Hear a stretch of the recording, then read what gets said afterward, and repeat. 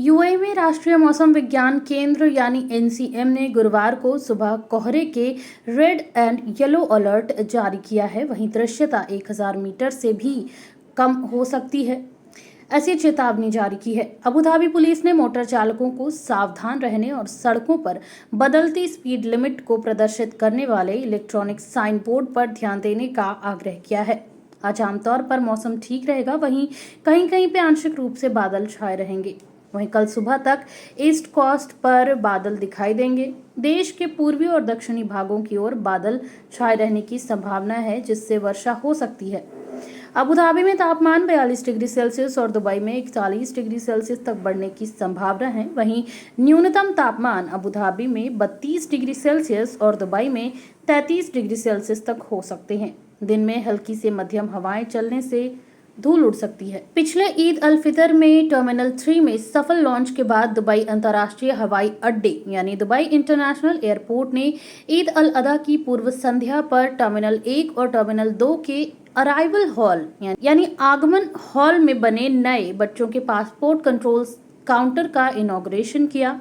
Dubai में residency और विदेश मामलों के महानिदेशालय अर्थात general directorate of residency and foreign affairs के director lieutenant general Mohammed Ahmed Al Marri ने पासपोर्ट कंट्रोल क्षेत्र में काम के प्रोग्रेस को देखने के लिए एक इंस्पेक्शन दौरा किया। अपने दौरे के दौरान अल मैरी ने नए इंटरनेशनल सर्विसेज के हाई स्टैंडर्ड्स को सुनिश्चित करने के लिए हवाई अड्डे के वेरियस मैकेनिज्म के साथ ही रैपिड रिस्पांस के टाइमिंग का भी रिव्यू किया। उन्होंने ईद अल अदा अवधि के दौरान हाई पैसेंजर ट्रैफिक को संभालने के लिए टेक्निकल एंड सपोर्ट टीमों द्वारा की गई तैयारियों की भी समीक्षा यानी रिव्यू की। बच्चों के पासपोर्ट काउंटरों को ट्रेडिशनल अमीराती विरासत और अमीरात के कल्चर को रिफ्लेक्ट करने वाले मॉडर्न एलिमेंट्स के बेहतरीन मिश्रण के साथ ध्यान आकर्षित करने के लिए डिजाइन किया गया है। अंतरिक्ष यात्रियों से सजे ऊंटों के चित्रण के साथ काउंटर ऐतिहासिक जड़ों और तकनीकी प्रगति यानी मॉडर्न प्रोग्रेस के मेल का संकेत देते हैं। काउंटरों के फर्श को विभिन्न भाषाओं और वाइब्रेंट कलर्स में वेलकमिंग फ्रेजेस से सजाया गया है, जिसका उद्देश्य बच्चों की डाइवर्स यानी कि अलग अलग बैकग्राउंड से मेल खाना है। पिछले ईद अल फितर के दौरान 10,423 बच्चों ने टर्मिनल 3 में बच्चों के पासपोर्ट कंट्रोल काउंटरों का लाभ उठाया। इससे अधिकारियों को अन्य टर्मिनलों में सेवा का विस्तार करने के लिए प्रोत्साहित किया गया है। The federal authority for identity, citizenship, customs and ports security यानी आईसीपी ने अपनी आधिकारिक वेबसाइट पर प्रशासनिक जुर्माने की एक सूची डाली थी, जिसमें अमीरात आईडी से संबंधित जुर्माने के साथ साथ निवास और प्रवासी के मामलों से संबंधित सेवाएं भी शामिल हैं। चलिए हम आपको कुछ जुर्माने के बारे में बताते हैं जिसको आईसीपी ने अपने पब्लिश्ड लिस्ट में डाला था। पहला है पंजीकरण और आईडी कार्ड जारी करने में देरी करने पर आप पर प्रत्येक दिन के लिए 20 दिरहम और अधिकतम 1000 दिरहम तक जुर्माना लगाया जाएगा। दूसरा, पहचान पत्र की समाप्ति तिथि से 30 दिनों के बाद भी उसे रिन्यू करवाने में आप देरी करते हैं तो देरी हुए प्रत्येक दिन के लिए 20 दिरहम और अधिकतम 1000 दिरहम तक का जुर्माना लगाया जाएगा। तीसरा, जब सर्विस रिसिपेंट गलत डेटा देता है तो उस पर 3000 दिरहम तक का जुर्माना लगाया जाता है। वहीं सिस्टम उपयोगकर्ताओं द्वारा एप्लीकेशन टाइप करने में मिस्टेक करने पर 100 दिरहम का जुर्माना लगाया जाता है। पांचवा, कर्मचारियों के काम में बाधा डालना या उनके साथ सहयोग करने में असफल होने पर 5000 दिरहम का जुर्माना लगाया जाएगा। छठा है, ऐसे प्रतिष्ठान के लिए वीजा या प्रवेश परमिट जारी करना जो कोई एक्टिविटी नहीं करता है, इसके लिए 20,000 दिरहम का जुर्माना लगाया जाता है। सातवां है, सिस्टम का दुरुपयोग। सिस्टम का दुरुपयोग करने पर 5000 दिरहम का जुर्माना लगाया जा सकता है। वहीं आपको बता दें कि आप पर जुर्माना लगाया जाता है तो आप अपने जुर्माने के लिए माफ करने का अनुरोध भी कर सकते हैं यदि आप इसे रिन्यू करने या निर्धारित समय सीमा के भीतर इसे जारी करने में असमर्थ हैं तो।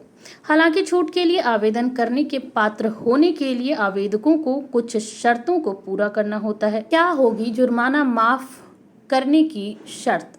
तो निवासी को 3 महीने से अधिक समय तक संयुक्त अरब अमीरात यानी यूएई के बाहर रहना चाहिए, या एक निवासी जिसका निवास विदेश में समाप्त हो गया था या जिसके आईडी कार्ड की वैलिडिटी यूएई से प्रस्थान के बाद समाप्त हो गई थी, उन्हें इसे साबित करने के लिए एक ट्रैवल डॉक्यूमेंट प्रदान करना होगा। किसी कार्यकारी या न्यायिक डिग्री के परिणाम स्वरूप विदेश में रहते हुए या जिनके पासपोर्ट को किसी मामले में हिरासत में लिया गया है, इसके रिन्यू के कारण आईडी कार्ड की वैलिडिटी समाप्त हो गई है, उन्हें संबंधित अधिकारियों से एक आधिकारिक पेपर लेकर प्रस्तुत करना होगा।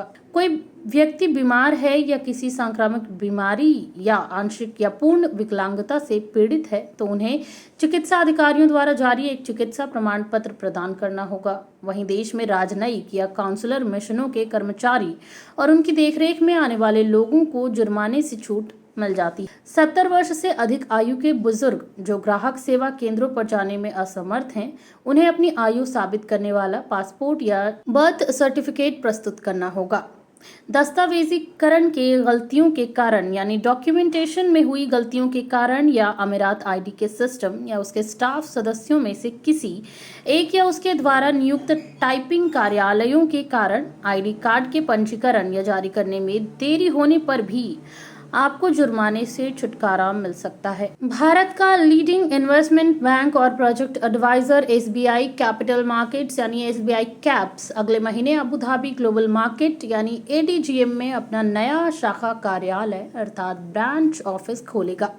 एडीजीएम की वेबसाइट के अनुसार शाखा का ऑफिशियल उद्घाटन 3 जुलाई को होने वाले UAE India economic summit fostering sceneries uniting the falcon and tiger economies के मौके पर किया जाएगा। एसबीआई कैप्स भारत के सबसे बड़े ऋणदाता यानी लोन देने वाले भारतीय स्टेट बैंक एसबीआई की स्वामित्व वाली सहायक कंपनी है। मुंबई हेड ऑफिस वाला एसबीआई कैप्स पिछले 3 दशकों से भारत का लीडिंग इन्वेस्टमेंट बैंक रहा है। इक्विटी और लोन पूंजी बाजार, प्रोजेक्ट एडवाइजर और स्ट्रक्चर्ड फंड पर ध्यान देने के साथ एसबीआई कैप्स 25 क्षेत्रों में 3000 से अधिक ग्राहकों को निवेश बैंकिंग और कॉरपोरेट सलाहकार सेवाएं प्रदान करता है।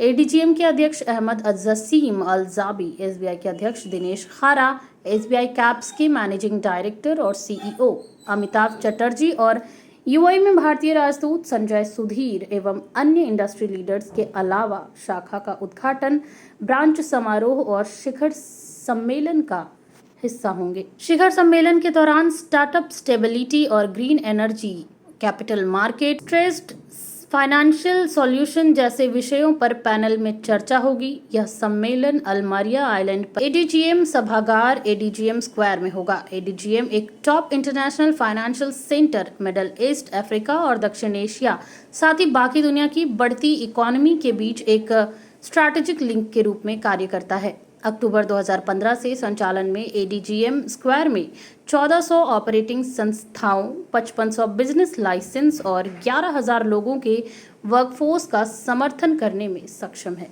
यूएई में एक अरबी युवक को जेल की सजा दी गई है। आपको बता दें कि उस युवक ने रेड लाइट रूल का उल्लंघन किया और 2 महिलाओं पर गाड़ी चढ़ा दी, जिसके कारण एक की मौत हो गई और दूसरी घायल हो गई। युवक को खोरफक्कान कोर्ट ऑफ अपील्स ने 1 साल के लिए निलंबित कर दिया है। एमिरेट अल यूम के हवाले से खबर मिली कि खोरफक्कान अपील अदालत ने दुर्घटना में शामिल वाहन का बीमा कराने वाली कंपनी के साथ व्यक्तिगत रूप से या संयुक्त रूप से 5,000 दिरहम का जुर्माना और 2 लाख दिरहम की ब्लड मनी का भुगतान करने का भी आदेश दिया है। घटना की रिपोर्ट के अनुसार दुर्घटना ड्राइवर की लापरवाही और असावधानी के कारण हुई, जो रेड लाइट जंक्शन पर रुकने में विफल रहा।